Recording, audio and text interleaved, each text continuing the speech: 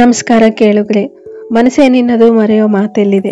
ಈ ಕತೆ ನಿಮಗೆ ಇಷ್ಟ ಆಗ್ತಾ ಇದ್ರೆ ಲೈಕ್ ಮಾಡಿ, ಕಾಮೆಂಟ್ ಮಾಡಿ ಹಾಗೂ ನನ್ನ ಚಾನಲ್ನ ಸಬ್ಸ್ಕ್ರೈಬ್ ಮಾಡ್ಕೊಳ್ಳೋದನ್ನ ದಯವಿಟ್ಟು ಮರಿಬೇಡಿ. ಕತೆ ಕೇಳೋರು ಎಲ್ಲರೂ ಚಾನಲ್ನ ಸಬ್ಸ್ಕ್ರೈಬ್ ಮಾಡ್ಕೊಳ್ಳಿ. ಮುಂದೆ ಇನ್ನೂ ಒಳ್ಳೆ ಸಂಚಿಕೆಗಳು ಬರುತ್ತೆ. ಕತೆ ಶುರು ಮಾಡೋಣವಾ? ಮನಸ್ಸೇನಿನ್ನದು ಮರೆಯೋ ಮಾತೆಲ್ಲಿದೆ 20ನೇ ಸಂಚಿಕೆ. ಮಧು ಸೂರ್ಯ ಒಟ್ಟಿಗೆ ಕಾಲೇಜ್ಗೆ ಬಂದಿದ್ದು ನೋಡಿ ಅಲ್ಲಿ ನಿಂತಿದ್ದ ಎಲ್ಲರೂ ಮುಖ ನೋಡಿಕೊಂಡು ಪಿಸುಮಾತು ಶುರು ಮಾಡಿದ್ದರು. ಅವರಿಬ್ಬರಿಗೆ ಅಲ್ಲೇನಾಗುತ್ತಿದೆ ಅನ್ನೋ ಅರಿವಿರಲಾರದಷ್ಟು ದೊಡ್ಡ ಅನಾಹುತ ಆಗಿ ಹೋಗಿತ್ತು. ಸೂರ್ಯನ ರೂಮ್ನಲ್ಲಿ ಮಧು ಡ್ರೆಸ್ ಬದಲಿಸಿದ್ದನ್ನ ವಿಡಿಯೋ ಮಾಡಿ ಇಡೀ ಕಾಲೇಜ್ಗೆ ಹಬ್ಬಿಸಲಾಗಿತ್ತು. ನೋಡು, ಇದಿಷ್ಟು ನನ್ನ ಪ್ಲಾನ್. ನಾನು ಹೇಳಿದ್ದು ಕರೆಕ್ಟ್ ಆಗಿ ಮಾಡಿದ್ರೆ ನೀನ್ ಕೇಳಿದ್ದಕ್ಕಿಂತ ಜಾಸ್ತಿ ಹಣ ಬಿಸಾಕ್ತೀನಿ. ನೀನು ಅವಳು ಎಲ್ಲೆಲ್ಲಿ ಹೋಗ್ತಾಳೆ ಅಲ್ಲೆಲ್ಲ ಫಾಲೋ ಮಾಡ್ತಾ ಇರು. ಒಂದೊಂದು ನಿಮಿಷನೂ ಅಪ್ಡೇಟ್ ಮಾಡ್ತಾ ಇರಬೇಕು. ನನಗೆ ಈಗ ಬಂದಿರೋ ಮಾಹಿತಿ ಪ್ರಕಾರ ಅವಳು ಆ ರಾಸ್ಕಲ್ ಸೂರ್ಯನ್ ಮನೆಗೆ ಹೋಗ್ತಿದ್ದಾಳಂತೆ. ನೀನು ಅಲ್ಲೇ ಎಲ್ಲಾದ್ರೂ ಬಚ್ಚಿಟ್ಕೊಂಡು ಅಲ್ಲಿ ಏನೇನ್ ಮಾತುಕತೆ ಆಗುತ್ತೆ ಎಲ್ಲ ಹೇಳ್ತಾ ಇರು. ಯಾವ್ದಾದ್ರು ಒಂದು ವೀಕ್ ಮೂವ್ಮೆಂಟ್ ಸಿಕ್ಕರೆ ಸಾಕು, ಅದನ್ನ ರೆಕಾರ್ಡ್ ಮಾಡು. ಆಮೇಲೆ ನಾನ್ ನೋಡ್ಕೊಳ್ತೀನಿ. ಸರಿ ಮೇಡಮ್, ಆದ್ರೆ ಪೊಲೀಸ್ ಅಂತೆಲ್ಲ ಕೇಸ್ ಆದ್ರೆ ಏನ್ ಮಾಡೋದು? ಅದು ನನ್ನ ತಲೆನೋವು, ನಿನಗ್ಯಾಕೆ? ಅಷ್ಟಕ್ಕೂ ಆ ಸೂರ್ಯನ್ ಮುಂದೆ ನಾನ್ ನಮ್ಮ ಊರಿಗೆ ಹೋಗ್ತೀನಿ ಅಂತ ಹೇಳಿ ಈ ಹೋಟೆಲ್ನಲ್ಲಿ ಸ್ಟೇ ಮಾಡಿದ್ದೀನಿ. ನನ್ ಮೇಲೆ ಹೇಗೆ ಅನುಮಾನ ಬರುತ್ತೆ? ನಿನ್ ಹೆಸರು ಎಲ್ಲೂ ಬಾಯಿ ಬಿಡಲ್ಲ, ಡೋಂಟ್ ವರಿ.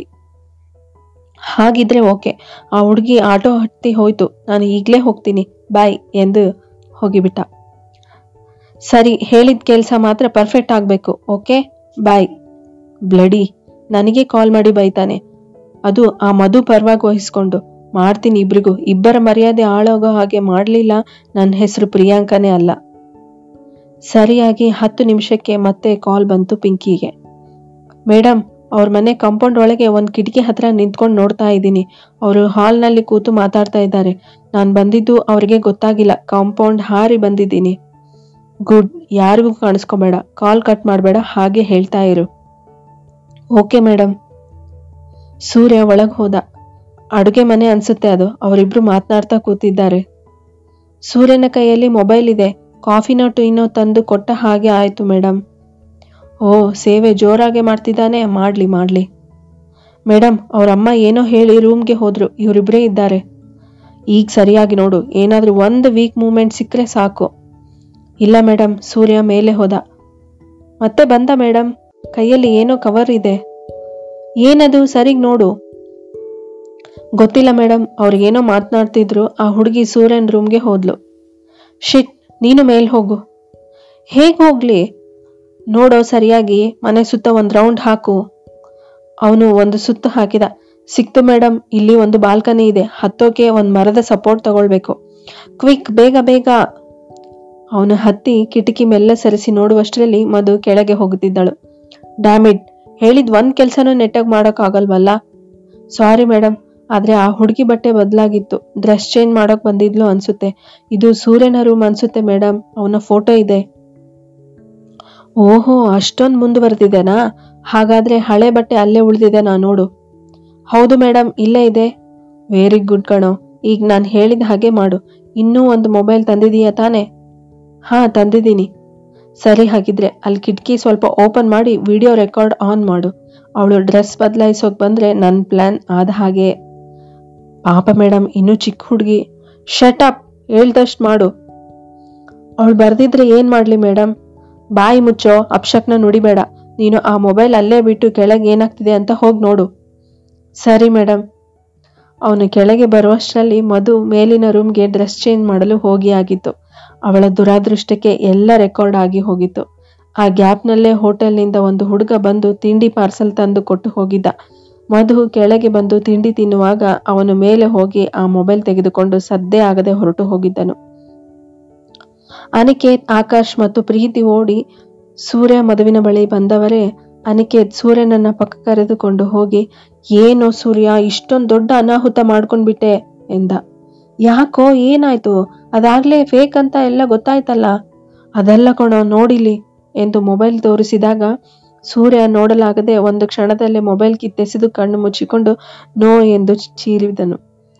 ಅವನ ಕಣ್ಣು ಮುಂದೆ ಸ್ವಲ್ಪ ಹೊತ್ತಿನ ಮುಂಚೆ ಹೊಸ ಬಟ್ಟೆ ತೊಟ್ಟು ಸಂಭ್ರಮಿಸುತ್ತಿದ್ದ ಮಧುವಿನ ಮುಖ ನೆನಪಾಗಿ ಕಣ್ಣಲ್ಲಿ ನೀರು ಹರಿಯಲು ಶುರುವಾಗಿತ್ತು.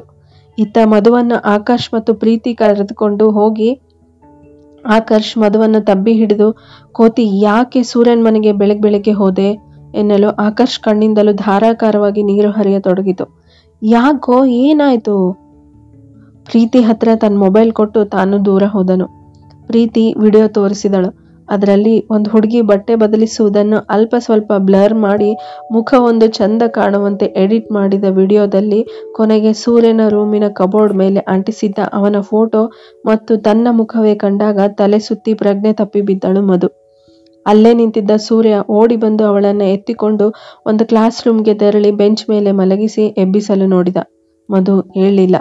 ನೀರು ಚುಮುಕಿಸಿದರೂ ಏಳದೇ ಇದ್ದಾಗ ಎಲ್ಲರೂ ಆಸ್ಪತ್ರೆಗೆ ಕರೆದುಕೊಂಡು ಹೋಗುವ ನಿರ್ಧಾರ ಮಾಡಿದರು. ಅಷ್ಟರಲ್ಲಿ ಪ್ಯೂನ್ ರಾಮಣ್ಣ ಬಂದು, ಸೂರ್ಯಪ್ಪ ಪ್ರಿನ್ಸಿಪಾಲ್ ಕರಿತಾವ್ರೆ, ಬರ್ಬೇಕಂತೆ ಎಂದ. ಸೂರ್ಯ ಅನಿಕೇತ್ ಮುಖ ನೋಡಿದವನೇ, ಗೊತ್ತಾಯ್ತು ಸೂರ್ಯ, ನೀನ್ ಹೋಗು, ಮುಂದಿನದು ನಾನು ನೋಡ್ಕೊಳ್ತೀನಿ ಎಂದ ಅನಿಕೇತ್. ಸೂರ್ಯ ಹೋದ ನಂತರ ಅನಿಕೇತ್, ಆಕರ್ಷ್ ಮತ್ತು ಪ್ರೀತಿಗೆ ಮಧುನ್ ಕರ್ಕೊಂಡು ಆಸ್ಪತ್ರೆಗೆ ಹೋಗಿರಿ, ಅಲ್ಲೇ ಬರ್ತೀವಿ ಎಂದು ಹೇಳಿ ಆಟೋ ಕರೆಸಿ ಕಳಿಸಿಕೊಟ್ಟು ತನ್ನ ತಂದೆಗೆ ಫೋನ್ ಹಾಯಿಸಿದನು. ಸೂರ್ಯ ಪ್ರಿನ್ಸಿಪಲ್ ರೂಮ್ಗೆ ಬಂದವನ ಹಿಂದೆಯೇ ಕಾಮರ್ಸ್ HOD ಕಟಿಮನಿ ಸರ್ ಕೂಡ ಬಂದರು. ಬಾ ಸೂರ್ಯ, ಏನ್ ಹೇಳ್ತೀಯೋ ಹೇಳ್ಬಿಡು, ಪೀಠ್ಗೆ ಎಲ್ಲ ಬೇಡ, ಪ್ರಿನ್ಸಿಪಾಲ್ ಕೇಳಿದ್ರು. ಸರ್, ಸಂಜೆವರೆಗೂ ಟೈಮ್ ಕೊಡಿ, ಇದನ್ನೆಲ್ಲ ಯಾರು ಮಾಡಿದ್ದು ಅಂತ ನಾನು ಕಂಡು ಹಿಡಿತೀನಿ. ಆ ಹುಡುಗಿ ಭವಿಷ್ಯ? ಸೂರ್ಯ ತಲೆ ತಗ್ಗಿಸಿದನು. ಒಂದು ನಿಮಿಷ ಯೋಚಿಸಿ, ನಾನು ಸಂಪೂರ್ಣ ಜವಾಬ್ದಾರಿ ತಗೊಳ್ತೀನಿ ಸರ್ ಎಂದ ತಲೆ ಎತ್ತಿ. ಇದರಲ್ಲಿ ತಪ್ಪು ನಿಂದೇನಾದ್ರೂ ಇದ್ರೆ ಮ್ಯಾನೇಜ್ಮೆಂಟ್ ಡಿಸಿಷನ್ ಫೈನಲ್ ಆಗಿರುತ್ತೆ. ನಂದು ಯಾವುದು ತಪ್ಪಿಲ್ಲ ಸರ್. ತಪ್ಪಿಲ್ಲ ಅಂದಮೇಲೆ ಆ ವಿಡಿಯೋದಲ್ಲಿ ರೂಮ್ನಲ್ಲಿರೋ ನಿನ್ ಫೋಟೋ ಹೇಗೆ ಕಾಣಿಸ್ಕೊಳ್ಳುತ್ತೆ? ಸಂಜೆ ತನಕ ಟೈಮ್ ಕೊಡಿ ಸರ್ ಪ್ಲೀಸ್, ಅವನು ತುಂಬಾ ಒಳ್ಳೆ ಹುಡುಗ, ಕಟ್ಟಿಮನಿ ಸರ್ ಹೇಳಿದ್ರು. ಆಲ್ ರೈಟ್, ಆ ಹುಡುಗಿಯಲ್ಲಿ?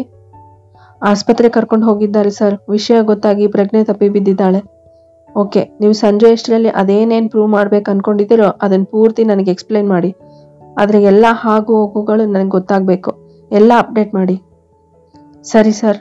ನಿನ್ನೆ ರಾತ್ರಿನೇ ನನ್ನ ಮದುವಿನ ಒಂದು ಎಡಿಟ್ ಮಾಡಿರೋ ಫೋಟೋ ಎಲ್ಲರ ವಾಟ್ಸಪ್ನಲ್ಲಿ ಹರಿದಾಡಿತ್ತು. ನಾನು ಮಧು ನಿನ್ನೆ ಸಂಜೆ ಕ್ಲಾಸ್ ಹೊರಗೆ ನಿಂತು ಮಾತನಾಡೋದನ್ನ ನಮ್ಮ ಕ್ಲಾಸ್ನ ಪ್ರಿಯಾಂಕಾ ಅನ್ನೋ ಹುಡುಗಿ ಫೋಟೋ ತೆಗೆದು ಎಡಿಟ್ ಮಾಡಿ ಎಲ್ಲ ಕಡೆ ಹರಿಬಿಟ್ಟಿದ್ದಾಳೆ ಸರ್. ಅವಳು ಫೋಟೋ ತೆಗೆದಿದ್ದು ನೋಡಿದ ಅನಿಕೇತ್ ರಾತ್ರಿ ಬಂದ ಫೋಟೋ ನೋಡಿ ಗಾಬರಿಯಾಗಿ ಕಾಲ್ ಮಾಡಿ ಹೇಳಿದ. ಆಗ ಪ್ರಿಯಾಂಕಾಗೆ ಕಾಲ್ ಮಾಡಿ ಬೈದಿದ್ದೆ ಸರ್. ಈ ವಿಷಯ ನಮ್ಗ್ಯಾಕೆ ಹೇಳಲಿಲ್ಲ? ಅದು ಫೇಕ್ ಫೋಟೋ ಅಂತ ಆದಷ್ಟು ಎಲ್ರಿಗೂ ತಲುಪಿಸಿ ಆಗಿತ್ತು. ಸುಮ್ಮನೆ ಅವಳ ಭವಿಷ್ಯ ಹಾಳಾಗೋದು ಬೇಡ ಅಂತ ಸುಮ್ಮನೆ ಆದ್ವಿ. ಎಲ್ಲಿ ಕರೀರಿ ಆ ಹುಡುಗಿನ? ಅವಳು ಇಲ್ಲ ಸರ್, ನಿನ್ನೆ ನಾನು ಬೈದ ಮೇಲೆ ಮನಸ್ಸು ಸರಿ ಇಲ್ಲ, 1-2 ದಿನ ಊರಿಗೆ ಹೋಗ್ತೀನಿ ಅಂತ ಹೇಳಿ ಅವ್ರ ಊರಿಗೆ ಹೋದ್ಲು. ಮತ್ತೆ ಈ ಕೆಲಸ ಯಾರು ಮಾಡಿರಬಹುದು? ಅದೇ ಗೊತ್ತಿಲ್ಲ ಸರ್. ಅನಿಕೇತ್ ಅವರ ತಂದೆ ಪೊಲೀಸ್ ಕಮಿಷನರ್ ಇದ್ದಾರೆ, ಅವರ ಹೆಲ್ಪ್ ತಗೊಂಡು ಪತ್ತೆ ಹಚ್ತೀವಿ, ಸ್ವಲ್ಪ ಟೈಮ್ ಕೊಡಿ. Okay, you may go now. ರೀ ಕಟಿಮನಿ, ಈ ಹುಡುಗ ಒಳ್ಳೆಯವನು ಅನ್ನೋ ನಿಮ್ಮ ದೃಷ್ಟಿಕೋನನ ಸ್ವಲ್ಪ ಪಕ್ಕಕ್ಕಿಟ್ಟು ಇವನ್ ಮೇಲೆ ಒಂದು ಕಣ್ಣಿಟ್ಟಿರಿ. ಯಾವ ಹೊತ್ತದಲ್ಲಿ ಯಾವ ಹಾವು ಇರುತ್ತೋ ಗೊತ್ತಿಲ್ಲ, ಪ್ರಿನ್ಸಿಪಲ್ ಹೇಳಿದ್ರು. ಸರ್, ಅವನು ಎಂಥವನು ಅಂತ ಗೊತ್ತಿದ್ದು ಈಗ ಈ ತರ ಹೇಳ್ತಿರಲ್ಲ ಸರ್. ಅವನಿಂದಲೇ ನಮ್ಮ ಕಾಲೇಜ್ಗೆ ಒಳ್ಳೆ ಹೆಸರು ಬಂದಿದ್ದು. ರ್ಯಾಗಿಂಗ್ ಅಂತೂ ಪೂರ್ತಿ ನಿಂತು ಹೋಗಿ ಜಾಸ್ತಿ ಅಡ್ಮಿಷನ್ ಹಾಕ್ತಾ ಇರೋದು. ಮೊದಲೆಲ್ಲ ಈ ಕಾಲೇಜ್ ಅಂದ್ರೇನೆ ಭಯ ಪಡೋರು ವಿದ್ಯಾರ್ಥಿಗಳು. ಅದೆಲ್ಲ ನಮಗ್ ಗೊತ್ತಿಲ್ವೇನ್ರಿ? ಸುಮ್ನೆ ಹೇಳ್ದಷ್ಟು ಮಾಡ್ರಿ.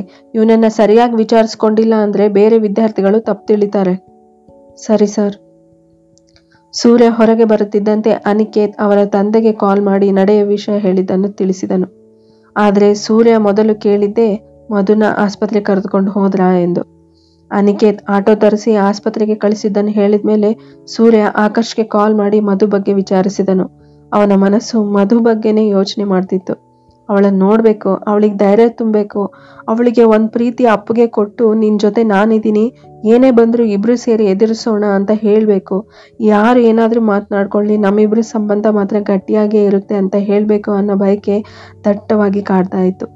ಪ್ರೀತಿ ಅಂದ್ರೆ ಇದೆ ಅಲ್ವಾ, ಕಷ್ಟ ಸುಖದಲ್ಲಿ ಒಬ್ರಿಗೆ ಒಬ್ರು ಜೊತೆಯಾಗಿರೋದು. ಸೂರ್ಯನಿಗೆ ಮಧುವಿನ ಮೇಲಿನ ಪ್ರೀತಿ ಅಷ್ಟೇ ಅಪಾರವಾಗಿತ್ತು. ಮಧು ಅವನ ದೇಹದ ಒಂದು ಭಾಗವಾಗಿ ಪೂರ್ತಿ ಮನಸ್ಸನ್ನೇ ಆವರಿಸಿಕೊಂಡು ಬಿಟ್ಟಿದ್ದಳು. ಈತ ಪ್ರಿಯಾಂಕಗೆ ಏನೋ ಸಾಧಿಸಿದ ಖುಷಿ. ಈಗ ನೀವಿಬ್ರು ಅದು ಹೇಗ್ ಜೊತೆ ಇರ್ತೀರ ನಾನು ನೋಡ್ತೀನಿ. ಮಧುವಿನ ಮಾನ ಇಡೀ ಕಾಲೇಜ್ ತುಂಬಾ ಹರಾಜಾಗಿರುತ್ತೆ. ಇದೆಲ್ಲ ಸೂರ್ಯನ್ ಮನೆಯಲ್ಲಿ ಆಗಿರೋದ್ರಿಂದ ಅವನೇ ಈ ಕೆಲಸ ಮಾಡಿರ್ತಾನೆ ಅಂತ ಮಧು ಅನ್ಕೊಳ್ತಾಳೆ. ಅಂತ ಅವಳನ್ನ ಸೂರ್ಯ ಹೇಗ್ ಪ್ರೀತಿ ಮಾಡೋಕ್ ಸಾಧ್ಯ? ಈಗ ಅವನನ್ನ ನನ್ನ ಹತ್ರ ಮಾಡ್ಕೊಳ್ಬೇಕು ಎಂದು ಹುಚ್ಚಿ ತರ ಒಬ್ಬೊಬ್ಬಳೇ ನಗುತ್ತಿದ್ದಳು. ಅಷ್ಟೇ ಯಾಕೆ, ಮಧುವಿನ ಅಪ್ಪನ ನಂಬರ್ ಕೂಡ ನಾನು ಅವಳ ಮೊಬೈಲ್ನಿಂದ ಕದ್ದಿದ್ದು ಒಳ್ಳೆಯದೇ ಆಯ್ತು. ಇದೇ ವಿಡಿಯೋ ಅವರಿಗೂ ಕಳಿಸಿದ್ರೆ ಅವಳನ್ನ ಈ ಊರಿನಿಂದಲೇ ಕರ್ಕೊಂಡು ಹೋಗ್ತಾರೆ. ವಾವ್ ಪಿಂಕಿ, ಶಬಾಷ್, ಇದನ್ ಮೊದಲೇ ಯಾಕೆ ಮಾಡಲಿಲ್ಲ ನೀನು ಎಂದುಕೊಳ್ಳುತ್ತಾ ಮಧುವಿನ ಅಪ್ಪನಿಗೂ ಆ ವಿಡಿಯೋ ಸೆಂಡ್ ಮಾಡಿದಳು. ಮಧುವಿನ ಅಪ್ಪ ಯಾವುದೋ ಕೆಲಸದಲ್ಲಿ ಮುಳುಗಿದ್ದವರು ಮೊಬೈಲ್ನ ಶಬ್ದ ಕೇಳಿ ಯಾವುದೋ ನಂಬರ್ನಿಂದ ಬಂದ ಮೆಸೇಜ್ ನೋಡಿ ಕುತೂಹಲ ಹೆಚ್ಚಾಗಿ ಓಪನ್ ಮಾಡಿ ನೋಡಿದಾಗ ಆದ ಶಾಕ್ನಿಂದ ಸಹಜ ಸ್ಥಿತಿಗೆ ಮರಳಲು 10 ನಿಮಿಷಗಳೇ ಬೇಕಾಯಿತು. ಆ ನಂಬರ್ಗೆ ಕರೆ ಮಾಡಿದರೆ ಸ್ವಿಚ್ ಆಫ್ ಬರುತ್ತಿತ್ತು. ಮಧುವಿಗೆ ಕಾಲ್ ಮಾಡಿದರೆ ಅವಳು ಕಾಲೇಜ್ಗೆ ಬರುವಾಗ ಸೈಲೆಂಟ್ ಇಟ್ಟಿದ್ದ ಕಾರಣ ಅವರ ಕರೆಗೆ ಉತ್ತರಿಸಲಾಗಲಿಲ್ಲ. ಆಕರ್ಷ್ನ ಜೊತೆಗೆ ಈ ವಿಚಾರ ಮಾತನಾಡುವುದು ಸರಿ ಎನಿಸಲಿಲ್ಲ.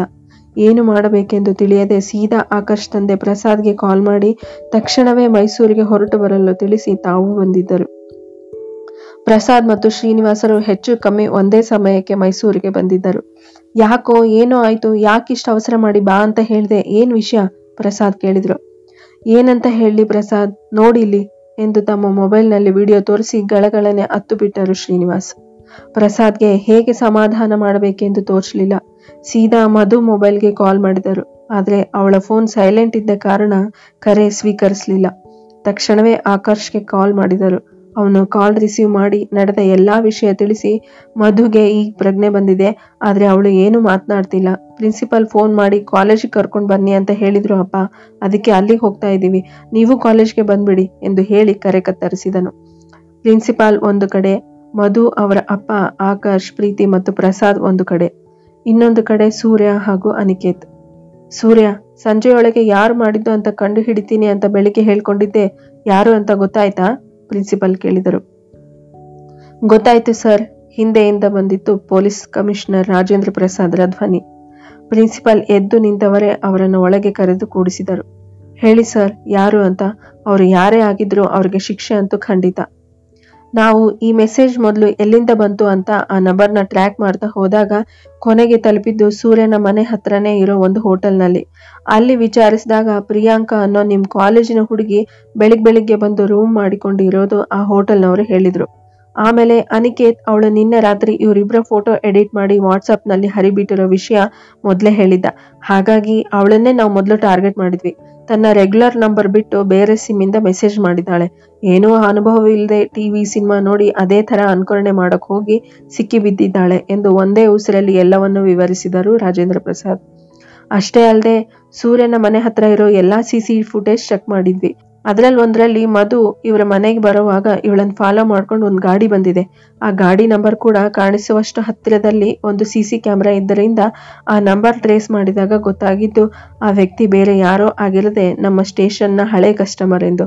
ಒದ್ದು ಬಾಯಿ ಬಿಡಿಸಿದಾಗ ಅವನು ಕೂಡ ಇದೇ ಪ್ರಿಯಾಂಕಳ ಹೆಸರನ್ನೇ ಹೇಳಿದ. ಈಗ ಕಂಬಿ ಎಣಿಸ್ತಾ ಕೂತಿದ್ದಾನೆ.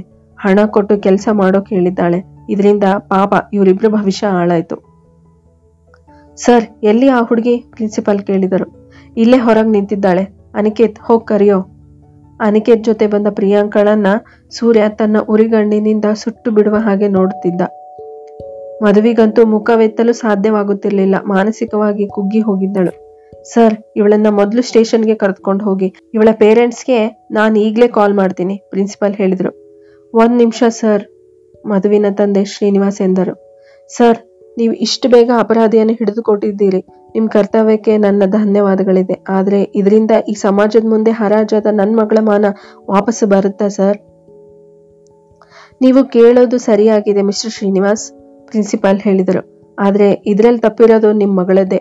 ಯಾರೋ ಗುರ್ತು ಪರಿಚಯ ಇಲ್ಲದೆ ಇರೋರ್ ಮನೇಲಿ ಹೋಗಿ ಅವ್ರ ಬಟ್ಟೆ ಕೊಟ್ರು ಅಂತ ಅವ್ರ ಬೆಡ್ರೂಮ್ನಲ್ಲಿ ಡ್ರೆಸ್ ಚೇಂಜ್ ಮಾಡೋ ಅವಶ್ಯಕತೆ ಏನಿತ್ತು? ವಿಷಯ ಇಷ್ಟೊಂದು ಮುಂದುವರೆದಿದೆ ಅಂದ್ರೆ ಇವರಿಬ್ಬರ ಮಧ್ಯೆ ಏನಾದ್ರೂ ಇರ್ಲೇಬೇಕಲ್ವಾ? ಇದನ್ ಮೊದಲು ನಿಮ್ ಮಗಳ ಹತ್ರ ಹಾಗೂ ಇಲ್ಲಿ ನಿಂತಿದ್ದಾನಲ್ಲ ಇವನೇ ಸೂರ್ಯ, ಅವನನ್ನು ಕೇಳಿ ಎಂದರು.